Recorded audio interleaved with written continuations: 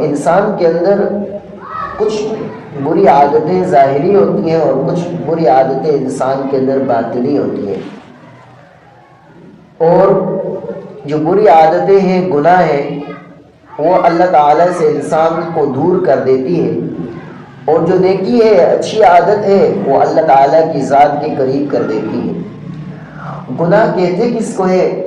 گناہ کہتے ہیں اللہ تعالیٰ کی جو دی ہوئی نعمتیں ہیں ان کا غلط استعمال کرنا، یہ گناہ ہے۔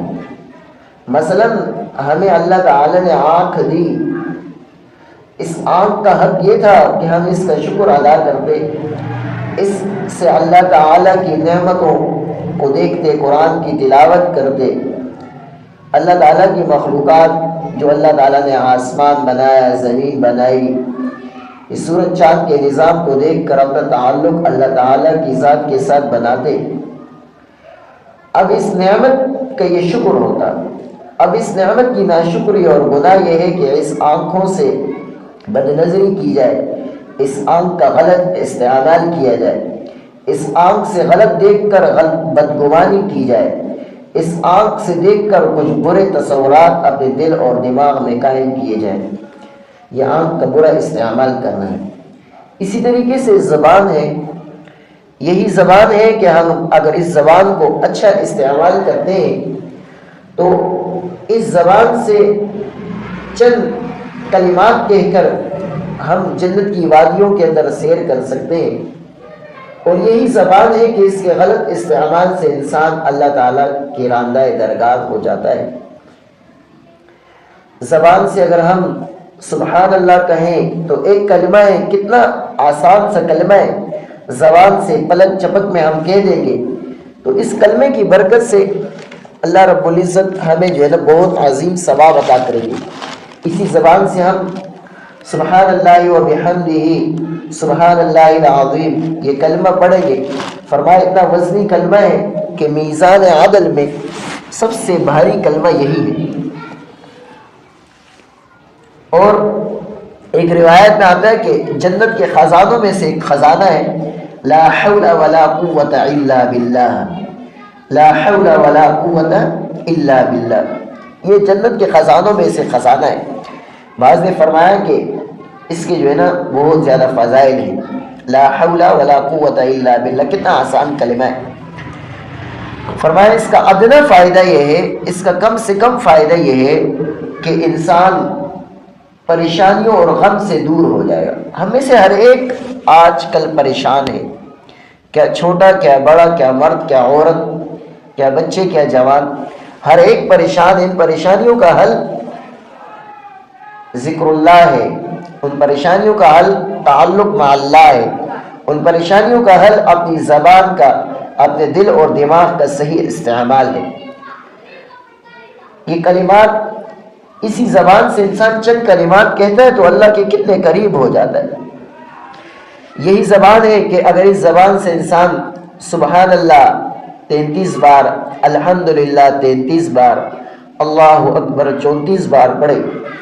یہ جو خواتین گھر کے کام کرتی ہیں نا، دن بھر جو تھک جاتی ہیں، تھکاوٹ ہوتی ہے، جسم چور چور ہوتا ہے، ان کے لیے وظیفہ یہ ہے کہ وہ سبحان اللہ 33 بار، الحمدللہ 33 بار، اللہ اکبر 34 بار پڑھیں۔ حضور اکرم صلی اللہ علیہ وسلم کی بیٹی حضرت فاطمہ رضی اللہ تعالیٰ عنہ حضور اکرم صلی اللہ علیہ وسلم کے پاس آئی اور کہا یا رسول اللہ آپ کے پاس چند خادم آئے ہیں، آپ مجھے بھی جو ہے نا خدمت میں دیں، یعنی آپ صلی اللہ علیہ وسلم نہیں تھے تو حضرت عائشہ رضی اللہ تعالیٰ عنہ سے یہ قصہ ذکر فرمایا۔ حضرت عائشہ رضی اللہ تعالیٰ عنہ نے جب اس کی خبر حضور اکرم صلی اللہ علیہ وسلم کو دی کہ حضرت فاطمہ کہتی ہیں کہ یا رسول اللہ میرے ہاتھ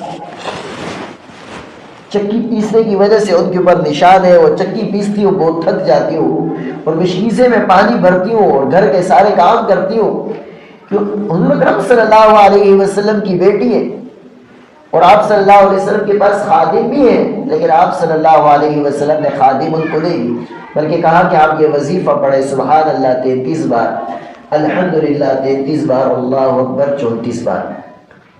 تو ہم لوگ بھی کوشش کریں کہ ان اعمال کو اپنی زندگی کے اندر لائیں اور لا الہ الا انت سبحانک انی کنت من الظالمین، اس کلمے کا ہم کوشش کریں، ورد کریں، درود شریف پڑھیں، استغفار پڑھیں، قرآن کی تلاوت کریں، نیک اعمال کریں۔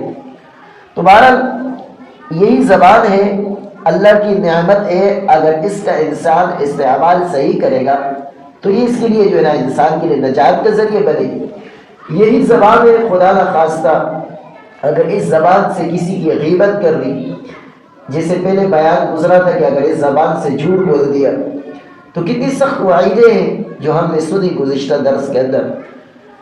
اور اسی زبان سے اگر انسان نے کسی کی غیبت کر لی، کسی کے پیٹھ پیچھے کوئی بات کر لی، اگرچہ اس کے اندر یہ عیب موجود بھی ہے، لیکن میرا کیا حق بنتا ہے کہ میں اس کے عیوبات گنوں، میں اس کے عیوبات کا تذکرہ کروں کہ فلانی تو ایسی ہے اور فلانی ایسی ہے اور فلانا ایسا ہے، فلاں کے بچے ایسے ہیں، فلاں کے گھر کا ماحول ایسا ہے، فلاں کا خاندان ایسا ہے، فلاں کی قوم ایسی ہے، فلاں کے پاس رہنے سہنے کا طریقہ نہیں، فلاں کے پاس فلاں نہیں اور فلاں کے پاس فلاں مسائل نہیں۔ مجھے کیا حق حاصل ہے کہ میں کسی کے متعلق گفت و شنید کروں، اس کے متعلق کوئی بات کروں یا سنوں؟ محترم ماں اور بہنوں، قرآن کریم کے اندر اللہ رب العزت نے ارشاد فرمایا کہ انسان جو بھی اپنی زبان سے تلفظ کرتا ہے وہ ہر لفظ نوٹ ہوتا ہے، لکھا جاتا ہے، ہر لفظ اللہ تعالیٰ کے ہاں درج ہوتا ہے، لکھا جاتا ہے۔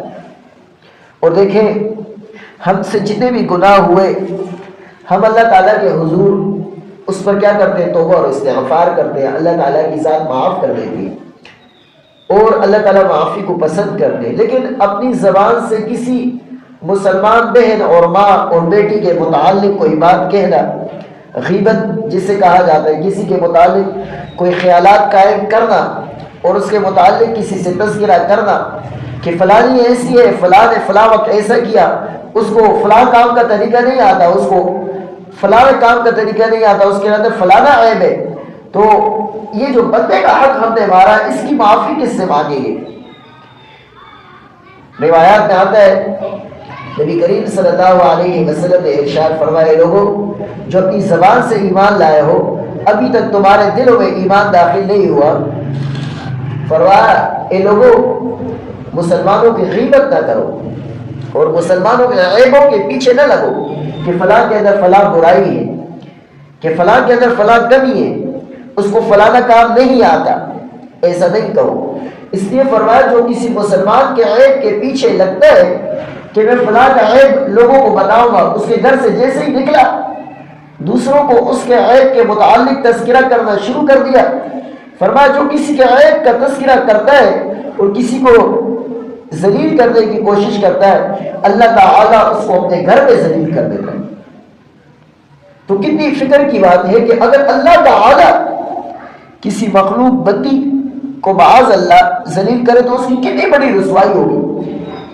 تو لہٰذا کوشش کریں کہ اپنی زبان سے کبھی بھی کسی کا کوئی بھی تذکرہ نہ سنیں، نہ کسی مسلمان بہن نہ کسی مسلمان بھائی کی غیبت ہم سنیں، نہ کسی کی غیبت کریں۔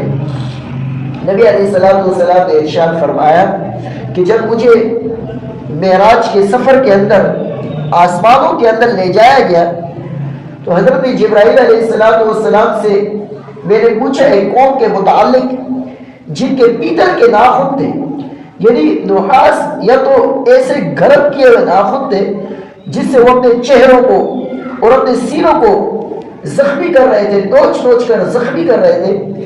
حضرت جبرائیل سے میں نے پوچھا یہ کون لوگ ہیں؟ آپ صلی اللہ علیہ وسلم نے پوچھا یہ کون لوگ ہیں؟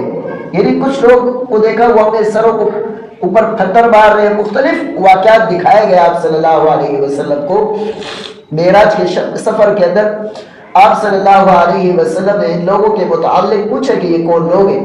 فرمایا وہ لوگ ہیں جو لوگوں کے گوشتوں کو کھاتے تھے اور ان کے آبرو سے کھیلتے تھے، یعنی کسی کی بے عزتی کرتے تھے۔ آج کل اگر کسی سے کہا جائے غیبت نہ کرو تو کہتے ہیں کیا کریں، ہم تو گپ شپ لگا رہے، ہم تو بس اپنا ٹائم پاس کر رہے، ہم نے تو اس کے متعلق کچھ نہیں کہا، اس کے اندر یہ عیب پہلے سے موجود تھا۔ تو ہماری زبانوں پر یہ چند جملے ہوتے ہیں، تو ہم کوشش کریں کہ کبھی بھی کسی بھی اعتبار سے غیبت نہ کریں۔ آج کے درس سے ہم یہ بات اپنے دل اور دماغ میں پیوست کر لیں کہ انشاءاللہ آج سے نہ کسی کی غیبت سنوں گا اور نہ کسی کی غیبت کروں گا۔ نبی علیہ السلام نے ارشاد فرمایا الغیبت اشد من الزنا، غیبت زنا سے بھی زیادہ سخت گناہ ہے۔ صحابہ کرام نے کہا یا رسول اللہ یہ کیسے کہ غیبت زنا سے بھی زیادہ سخت ترین گناہ ہے؟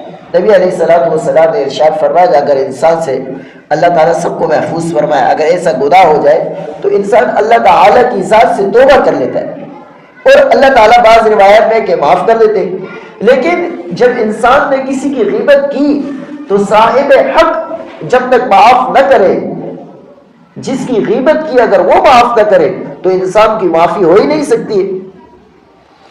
اچھا محترم ماؤں اور بہنوں، غیبت ہوتی کیا ہے؟ غیبت کس کو کہتے ہیں؟ حدیث پاک میں نبی علیہ السلام نے پوچھا صحابہ کرام کی جواب سے کیا تم جانتے ہو کہ غیبت کیا ہے؟ فرمایا ذکر کا اخاک بما یکرہ، نبی علیہ السلام نے ارشاد فرمایا اپنے بھائی کا ایسا تذکرہ کرنا جو اس کو ناپسند ہو۔ آپ کہو کہ فلاں ایسا ہے، فلاں کے دل پارا پار ہوتا ہے۔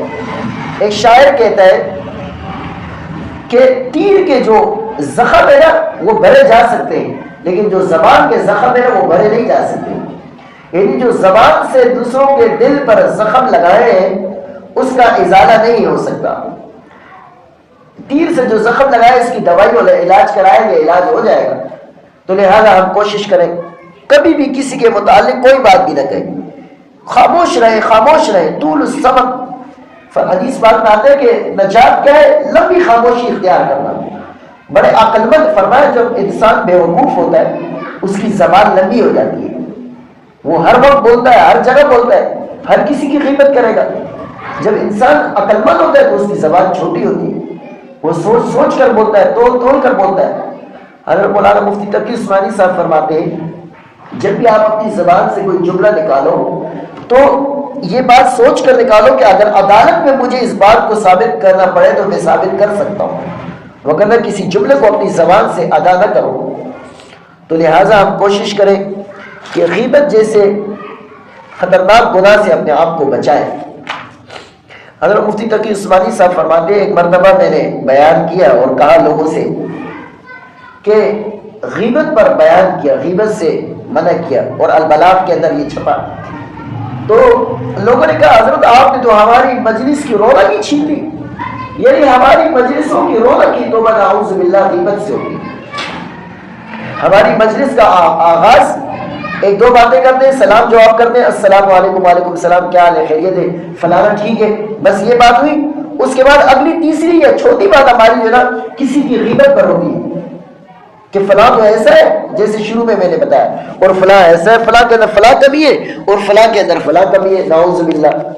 غیبت اتنا سخت گناہ ہے، اللہ رب العزت نے قرآن کریم کے اندر چند آداب گنوائے اور اس کے بعد اللہ رب العزت نے ارشاد فرمایا کہ غیبت نہ کیا کرو۔ سب سے پہلے اللہ رب العزت نے جو ارشاد فرمایا کہ یا ایھا الذین آمنوا لا یسخر قوم من قوم، کوئی قوم کسی قوم کا مذاق نہ اڑائے، یعنی کوئی بھی کسی کا مذاق نہ اڑائے۔ پھر ارشاد فرمایا عسیٰ ان یکونوا خیرا منہم، کیا پتہ یہ جس کا مذاق اڑا رہے ہیں اس سے بہتر ہو۔ پھر فرمایا ولا نساء من نساء، نہ عورتیں دوسری عورتوں کا مذاق اڑائے، عسیٰ ان یکن خیرا منہن، امید ہے کہ وہ عورت اس سے بہتر ہو جس کے متعلق یہ برا خیال قائم کرتی ہے۔ ہم نے لوگوں کو گناہ کرتے ہوئے دیکھا ہے، ہمارے استاد محترم فرمایا کرتے تھے ہم نے راتوں کو اس کو معافی مانگتے ہوئے تھوڑی دیکھا ہے، کیا پتہ اس نے اللہ تعالیٰ سے اپنے گناہوں کی معافی مانگ دی ہو، اللہ تعالیٰ نے اس کو معاف کر دیا اور میں غیبت کر کے اپنے کھاتے میں جو ہے نا گناہ ڈال رہا ہوں۔ اس لیے کہ جو غیبت کرتا ہے، غیبت جو جس کی غیبت کی ہے اس کی نیکیاں اس کے کھاتے میں جو ہے نا اس کے گناہ، جس کی غیبت کی اس کے گناہ اس کے کھاتے میں ڈل جاتے ہیں اور اس کی نیکیاں اس غیبت کرنے والے کے کھاتے میں ڈل جاتی ہیں۔ امام اعظم ابو حنیفہ رحمہ اللہ کے بارے میں آتا ہے جب ان کی کوئی غیبت کرتا اللہ تعالیٰ نے ان کو ایک کرامت دی تھی کہ ان کو پتہ چل جاتا، امام اعظم ابو حنیفہ رحمہ اللہ اس کو مٹھائی اور تحفہ بیچتے جو ان کی غیبت کرتا تھا. تو لہٰذا کوشش کریں ہم غیبت جیسے گناہ کو سے اپنے آپ کو بچائیں.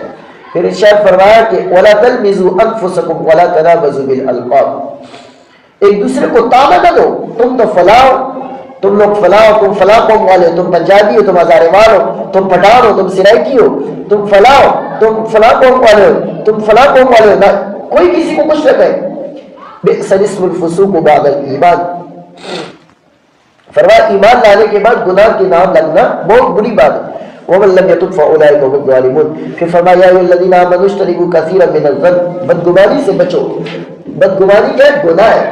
پھر ارشاد فرمایا ولا تجسسوا، کسی کی ٹو میں نہیں لگو. اچھا یہ اس گلی سے یہاں سے گئی تھی عورت، کیا کہاں جا رہی ہے؟ مارکیٹ جا رہی ہے. اچھا کیوں جا رہی ہے؟ کیا پتہ اس کی بچی کی شادی ہو، کیا پتہ یہ فلاں ہو. اللہ اس نے تو مجھے بتایا ہی نہیں. ارے نہیں بتایا تو نہیں بتایا، نہیں بتایا تو نہیں بتایا نا. ضروری تھوڑی کہ ہر بات کی آپ کو خبر دیں. کسی کی بھی ٹو نہیں لگائے. اچھا یہ یہاں سے جا رہے کیوں جا رہے، اس سے ایسا کام کیا کیوں کیا، اس سے فلاں چیز خریدی کیوں خریدی، یہ گھر بنا رہے کہاں سے بنا رہے، پیسہ کہاں سے لائے، کیسے بنا رہے، کیوں بنا رہے. کسی کی ولا تجسسوا، قرآن میں بنے کہ ٹو نہیں لگاؤ کسی کی. ولا یغتب بعضکم بعضا، تم میں سے بعض کی غیبت نہ کرے. ایحب احدکم ان یاکل لحم اخیہ میتا فکرہتموہ، فرمایا کیا تم میں سے کوئی اس بات کو پسند کرتا ہے کہ اپنے مردہ بھائی کے گوشت کو کھائے. فرمایا تم اس کو ناپسند کرو. یعنی کیا کوئی اس کو پسند کرتا ہے کہ یہاں سے قبرستان چلا جائے اور قبر کو کھودے اور قبر کے اندر سے لاش کو نکالے اور لاش کو نکال کر کفن کو ہٹائے، کفن کو ہٹانے کے بعد اس کے جسم سے گوشت کو لے اور اپنے منہ کے اندر رکھ دے. فرمایا غیبت کرنا ایسا ہی ہے جیسے کسی مردے بھائی کے گوشت کو کھا لے انسان. فرمایا واتقوا اللہ، اللہ سے ڈرو، ان اللہ تواب الرحیم، اللہ رب العزت توبہ قبول کرنے والے اور مہربان ہے. تو محترم ماں اور بہنوں، آج کے سبق میں یہی درخواست ہے، کبھی کسی کی غیبت نہ کریں. آج تک اگر کسی کی غیبت ہو گئی ہے تو یہ دعا کریں اس کے لیے، اللہم اغفر لنا ولہ، یا اللہ مجھے بھی معاف کر اور اس کو بھی معاف کر. اگر وہ دنیا سے چلا گیا ہے، مردوں کی تو کبھی غیبت کرنی نہیں ہے، زندوں کی بھی نہیں کرنی، مردوں کی بھی نہیں کرنی.